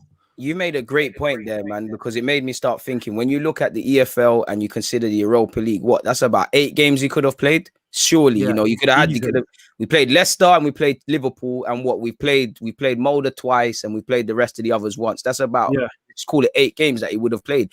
That screams to me you've got no plan. You made a fantastic point in that you don't just wake up and say, all right, cool. In the same way you're excluding Torreira, Guendouzi, Ozil, you don't just wake up and say, I'm not using Saliba. I heard Arteta waxing lyrical. I heard the club make a whole song and dance about him signing with the Jet and all of these things. I was watching him in France. I didn't think he'd be the finished article, but he's something that could help us. And it's like the minute he's come in now, there's been some shift in the language and the change. Now, there's nothing wrong with I thought he was at that level. He's not at that level, but you need a plan. You mentioned 20 million. You spend 20 million or something like that at a time when we ain't got peas. You look after your investment. How do you see him tying into your team? You either do the Leicester thing, like Fofana, learns on his feet, learns fast. You know, he gets ripped against Liverpool, plays good against us and elsewhere. Or you loan him out. You send him back to St. Etienne, where, like you said, if his mum's died, commiserations or anything, he's at a club that he knows. He's at the place where they love him. You know, he can, you know, the psychological factors. He just has to deal with the football, and we come back. And what concerns me, you heard Arteta say he's in constant dialogue. He also said the same with Smith Rowe. We've also got a loan manager, my guy. So if we've got a loan manager and you're obviously watching Saliba at his first year technically as an Arsenal player, but the season in St. Etienne, what report? Surely you're sending reports to Arteta to know his level. Obviously, Arteta needs to see with his eyes. And also remember, throughout that whole little loan spell, did he not always come back to Arsenal for treatment with his injuries, and he's trained with the team? So you've seen what Donny's about. So it's like you haven't made a decision and you've been reactive. It don't look good trying to palm man on. And when I look at it, you've got Arteta who said that. You've got a loan manager. Is it Carlos something? We've got someone who's skilled specifically within that coaching staff of individual training. So if we've got that, why are we not having a proper plan in that? Okay, you're going to work with him for now. You're going to get 23 minutes and play cup games. January, we might loan you out, but we don't know what we're getting. I'm watching him play for the 23s, and I'm not going to sit here and lie. Sometimes he does some, like occasionally I've seen, okay, cool. He does that in the Prem. That's a goal. But he's brave. He's trying to play these passes. He's carrying it out. He does look like a young player that needs to be developed, but he needs to play. And obviously Holding and Mavropanos is not the same thing. But you look at how much they didn't play and how much it cost them when Mavropanos was thrown in against Watford away and Crystal Palace at home, and the numerous hot and cold moments of Holding. I don't want Saliba to get that moment. I understand sometimes we've been shown as fans why we call for a man, they get a chance, and then we can sit and say, all right, cool, that's why he's not playing. But that's not it with Saliba. Like you said, are you telling me that Saliba is any worse than Bear of these men? And especially when you're going with a back five, surely you can hide him. You could play Luiz. Not that I'm saying you should, but you could play Luiz on the right, Gabriel on the left, Saliba's through the middle. You've got Partey kind of helping with defending as well. So you're kind of carrying him through these games. You don't get the vibe. I still, like, for me, if you talk about a man of being a Rolls Royce, of your next centre half for a decade, you plan it properly. And it's the same nonsense you're fed in that, not to make this about Ozil or defend Ozil. When you're telling fans that, Ozil can't be in the squad because they're 25 man better. You're just taking us for idiots. Like, you're not. Arteta can tell me until he's blue in the face. He's angry at himself. He's made a mistake. You didn't make a mistake. You made a choice. You got to this moment. Like, you didn't. We had scouting reports. Like, I don't understand it, bro. It's baffling, bro. It's baffling, man. I wonder, bro, if it's one of them where he's looking at him and going, oh, I never signed him. You know, I didn't sign him. It's, he could be looking going, yeah, that was Emery's one, but, you know, I see things in him that I don't like. But yeah, I don't get it. I don't get it. It's not like we've got better options in there. Like, you know, Holding for me, Holding is not the answer. You know, he's massively inconsistent as well. Facts. You know, even in that game against MK Dons pre-season, I know it's only MK Dons, but I saw things in Saliba's game that I liked. The speed across the ground, the fact he's looking to play out from the back. I thought, yo, we can work with trying them difficult passes. Yeah, try it, man. That's, you know, so I think we've just held him back a year. And I think the problem we've got, he may go back to Saint Etienne on loan and sit there and think, do you know what? I don't want to go back to Arsenal. You know, I don't want to go back. You know, I've got no connection with the manager. I feel he treated me wrong at a very difficult point in, you know, in his career, in his life. And he may not want to come back. You know, from when a young player of that age is willing to lose £90,000 a month, he's crying to play football. He is desperate to leave Arsenal. He'll do it at any cost. So I respect him for the fact that he's willing to do that, but I feel sorry for him. And I think Arteta, man, I think he's handled this situation terribly bad, man. I think, you know, you've possibly held him back another season. Imagine he goes Saint Etienne. I hope, obviously, touch wood, I'm wrong, but imagine he goes there in January and gets injured and he doesn't play a lot of football. What's he going to say? Oh, he still needs that development year. We'll loan him again for the third season. You know, this guy's supposed to be this top-level coach. Are you telling me he couldn't work with Saliba and get something out of him? Trust me, you can't see a tune out of him. That's one thing I'd say about Arteta. Like, I'm not turning on him. I'm just like M said, you know, you've got to call a spade a spade. I heard, and one thing that benefited me is working with young players, just downright working with players in general. And initially, whether I agree with it, I saw it, you know. I think Xhaka should have left, but you reintegrated Xhaka. You know, you've pulled Mustafi back from the win. You're making Saka go from strength to strength. And there's another examples. But we heard specifically young players, and I haven't really seen, I'm not saying you have to turn, you know, Reece Nelson into Sane overnight. I don't know if that can happen, but I haven't seen anything. It seems like when the pressure is there, he doesn't favour the young players. Saka's the only exception. He doesn't really trust these young players. When we was going into that United game, all these young players, with the exception of Saka and maybe Eddie for bench purposes, them man, they were playing under 23s when we were travelling against City or United or whoever it was. So I'm not too sure on this. Like, you made a good point. That whole manager, and he sees things, and, you know, he does one-to-one. I get it if you're a manager and you can't do everything. But why are you not delegating? And that goes back to when we were speaking on your podcast, your show, sorry, when I was saying, who is the coaching staff? Are they yes men? Are they more experienced? Can he have faith in delegating them? Is there a significant drop-off in Arteta's leading the coaching session? But he says, no, I want to work with Aubameyang today. You lead it. Is there a drop-off? Do the players respect them? You're only as good as your coaching staff. And, you know, he's a novice, as much, not in a rude way. He is a novice. And is he being given all he can to do this thing? I'm not sure, man. And this is the thing. This is another reason why I was never keen on Arteta. And don't get me wrong, this ain't me bashing him. I hope it works for him. But he's got emotional attachment with certain players at this club. You know, reading that Bellerin lived with Arteta when he first moved from Spain. They put him up. El Neni, you know, he's played against David Luiz. He's played against Willian. He's played with Ozil, with El Neni. You know, he's got emotional attachment to people. So I felt we needed someone to just come through the door and say, listen, I don't know you guys. I haven't worked with most of you. You're not good enough. You're not good enough. You're not good enough. You're going. Fact. I don't care what your reputation is at this club. I'm not managing you. You're going to let me down. Ultimately, these players got Arsene Wenger pushed out the door. They got Unai Emery sacked. You know, as much as I criticize Arteta, these players are as much to blame as well. Literally. But, you know, he is trying to get a lot of them out the door. We spoke before about this summer, and a lot of these players will go. But I just think Arteta, you know, it's like he picks and chooses when to be really harsh. This is why I sort of criticized. Yeah, there seems to be a lot of favoritism. Like, he hammered Pepe, and I get it. Pepe let the club down. He let him down. Give him his criticism. But when David Luiz gets sent off and we lose 3-0 to Man City, it's not the same. You don't really say anything about it. You go, oh, he's experienced. He made a mistake. It looks like you're covering up for him, you know. So I just think keep that same energy with everyone, man. So I get it, though. He's learning, but he has to learn quick. And this is what I keep saying, you know. At least he changed formation. At least he played Aubameyang through the middle.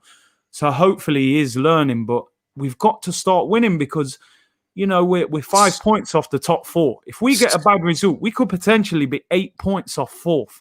Just already. 10 games into the season, bro. And that says it all. That's a hard, you know, the way we're playing, it's hard to catch up that many points. So we've got to win this weekend, bro. We have to.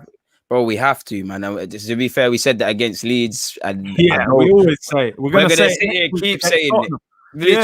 Literally. But to wrap this up, what are you saying for score predictions? Arsenal versus Leeds. I'm going to go with a 2-1 Arsenal. Let me just try and be positive. Do you know what? Right. I think that is the score that every Arsenal fan picks when we're not too sure whether we're going to... Because I'll probably say 2-1. Because deep down, you're saying to yourself, yeah, we'll probably concede because it's Arsenal. We'll always give a great chance away. You can't see us scoring more than 2 goals in a Premier League game right now. Even one's reaching right now, bro. 7 hours or so without scoring, fam. We troll. We don't even know, fam. I'm purely saying 2-1 just on the fact that I support the club. Like, realistically, it's probably a 1-1 draw. But I'm going to go 2-1 because I think we have to win. And I think the players know that Tottenham game is next week. Tottenham play. Well, I hope so anyway. But because I was saying, well, I genuinely don't think so, you know, because I think so. Before the international break, I mean, what did we say? We said, you know what, these boys, you know, good result against United. They have to want to go into the international break with a win. They lost it. Then me and you said, Leeds, they've had to sit and simmer and think of this for the last week or so, pattern it up. They didn't pattern it up. And on top of that, you know the run of fixtures you're about to go in. They know it's Spurs, but are they genuinely going, A, we need to win against Wolves to give ourselves some insurance, and B, we need some momentum going into that game because we are going to be the underdogs, you know. Spurs, fantastic last week against City. You know, they've been quite good this season. There's going to be there's always more question marks on Arsenal, whether we win or lose or draw, and we sell more papers than Spurs in that regards. But I genuinely don't think they're deep in it, my guy. I don't think they're deep in it. I don't think they look of it as a cerebral thing. I literally think football is just a job for them. Like, they just turn up, do whatever. They're not staying up at night on their own accord looking at what the other teams are doing, man. They're moving mad. I know I said last question, but go on. I just thought, let me humor these lot. What would happen if we did get Ancelotti? What would have happened? I think we would have got rid of more players, to be honest. I think that because if you look, we didn't clear out the deadwood in the summer, and I think when you've got a more experienced manager with a bigger reputation, I think when a player's out of favour, it quickly finds a solution. Because if an Ancelotti comes to you and says, "Yo, you're not playing, you're not in my plans," like, you know that's concrete. There's no way that's changing. You know, he's like a mafia boss anyway. The man looks like he's just come out of Goodfellas, bro. You know. But I think with Arteta saying to Socrates, Ozil, you know what? You're not in my plans. They're going, shut up, man. I'll just sit here and pick up my wages, bro. You can't tell me nothing. Them two are happily running down their contract. They're like, I don't care. I'll take a year out, bro. I'll play.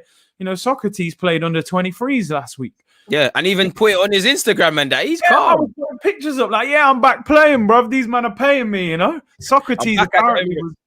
You know what I mean? He was one of the guys who turned down the pay cut, allegedly. I'll say allegedly because we don't know. But, you know, I think Ancelotti as well, he has that, you know, I saw Alan. Alan said, I nearly joined PSG last year for 40 million. But this year, Ancelotti gave me that call. Alan doesn't go to Everton if Ancelotti's not there. There's no chance. James might not even go there. James doesn't go there if Ancelotti's not there. So that shows the pulling power he's got, that he can ring a man and say, look, I know you're at Madrid, but come to Everton. I got a little ting going off. I can match your wage. You're going to play every week. You know I'm the gaffer. You know I look after you. Come. And who could Arteta ring in the summer? Who could he ring? And you see, that's why I think Carlo wouldn't have worked out, because I genuinely think, you know, Carlo, Allegri, Luis Enrique, all these established men that were linked with us, I genuinely feel, like I said on your show, once the phone gets called and they see Arsenal or whatever, they're listening, they're interested. But when you get down to the nuts and bolts, it's gazy. Like you just said, Alan, Hammers, you know, you don't want to be hearing, you need, if you don't sell Mustafi, you cannot get our, you know, we're dangling this, we're playing coy on this party. Why would Carlo want to risk his reputation for someone that's not going to back him? I've left this question up here. Well, not even a question, this statement. He's saying, you guys are expecting Arteta to work miracles with an average squad. I personally, before I let Curtis say his stuff, I don't think that's the case. I just want to see game in, game out. I'm seeing what the long-term future is going to be. You know, when Arteta first came, I gave him his flowers. You know, I said, we're not talking about his inexperience, because he had a plan. He came in, patterned it up defensively. You know, he was even attacking a bit decent. His first game against Bournemouth is still statistically the game we've had the most shots in a game. There was all of these things.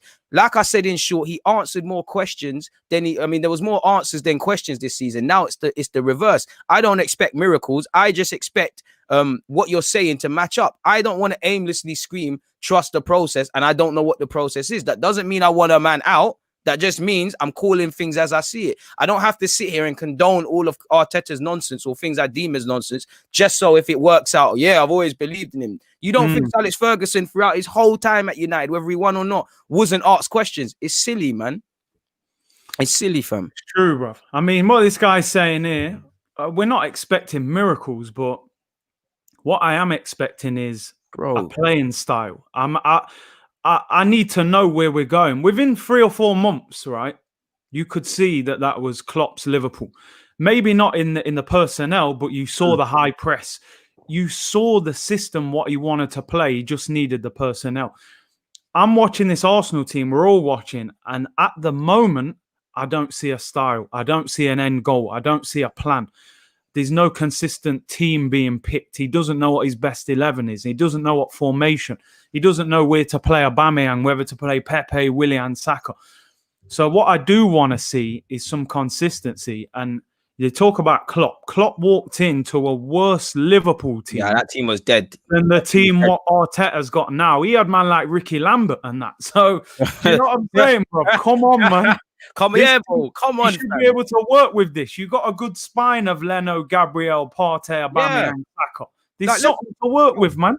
Let's be real. Like Curtis said throughout this year, the players. In fact, this I know guys are listening to what they want to hear. You know, Curtis specifically said earlier, like 20 minutes ago, as much as I'm asking questions of Arteta, it's the players, and he mentioned previous management where they've let him down. We've still got to ask the question marks of Arteta, because even if you look at it, you know, he's made a league topping 22 changes to his starting 11 this term in the Premier League. People underestimate stability. You know, you can't keep chopping and changing. Last year when he was chopping and change, we were saying, he knows what players are meant to be for certain games and stuff. These things are not sustainable. And I have to simply put to you, my guy, you know, whoever said that comment, is Arteta, regardless, it's not all his fault, is he getting the maximum out of his limited tools? Because let's cut the crap. Let's cut the crap now, Fam, let's cut the crap, bro, because, you know, you look at them attackers, is he getting the best out of them? The squad is poor, but it's definitely better to put more consistent runs together and make more of a mill. We all know this ain't a Premier League winning team. Me and Curtis said on his show yesterday, make sure you check that out, there's probably 6 players, maybe 7 at a push that would keep out of a 25-man squad. But he can still, as Curtis said earlier again, get more of a tune out of this. Like you can't praise Arteta to high heavens when he wins FA Cups and does all these things and absolve him of all question marks. When you lose, it's like what man were doing under Emirates, whether you liked him or not. It's all Emirates, all the players. It's a balanced thing. It's ridiculous. Yeah. It's true, man. If we were good enough to win the FA Cup, beat Man City, beat Chelsea, how come we can't beat Leeds? How come we can't beat Aston Villa and don't even look like beating them teams as well? Do you know what I mean? Consistently. Like you said, the same way you praise him, the same way you got to ask questions. It doesn't mean you're against him. Like we said yesterday, bro, we're Arsenal fans. We're not Mikel Arteta fans. I don't care who the manager is. Just do the best you can do with the club. And that's all we're asking for, man. It's simple as that. That's all, bro. That's all we're asking for. Nobody's saying Arteta can't manage. He's shown some good, but we all knew he's gonna. Well, what I just want to learn, what I just want to see is that you're learning from your mistakes fast. Stop with this. It's not. Listen, all managers have favorites. If I was a manager, I'd have favorites, but your favorites are not doing the job in it. So get rid of these favorites. and just get more of a tune out of your out of your team. Like I might have fallen for a conception in that, you know, he's Spanish, Barcelona ties, Pep thought it's attacking football. This defensive thing, it might be Arteta's thing. I might be able to disagree with it, but show me a system. Because I remember I was speaking to Curtis. I said the best thing that I saw from Arteta when he came in is what I said Arteta Emery wasn't giving. I can see what you want to do, what you're probably working on all week, and I'm seeing it in the game. Now, in reflection, I do think that was Arteta, but was that Arteta or was that just a natural bounce you get when a new manager walks into the role? Yeah. Only God can answer that, really.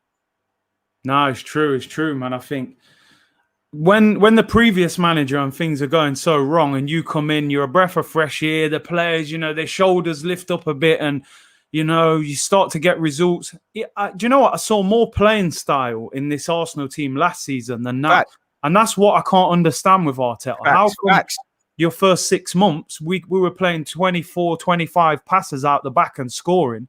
Now we're having Aubameyang 90 minutes with no shot. Facts. We've regressed since last season. We got to be honest, and we got a better squad.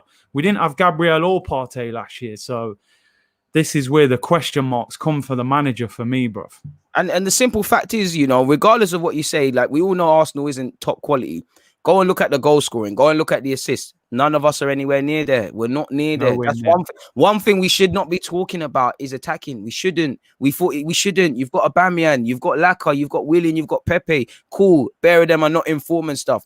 But week in, week out, that's enough to present problems to literally every team in the league. Remove your opinion and your bias of these footballers. You don't want to play against them. Who wants to play against that? We're making it too easy. When you're Johnny Evans, that's getting on a bit. You're seeing Aubameyang cross the ball for Saka to header, who's about 5'7", 5'8". You're laughing. You're not. Great. You know, it's a great game. Pull their hamstrings, bro. Yeah, it's true. No one ain't pulling their hamstring against us this year, bro. I'm telling you. Getting dirty, bro.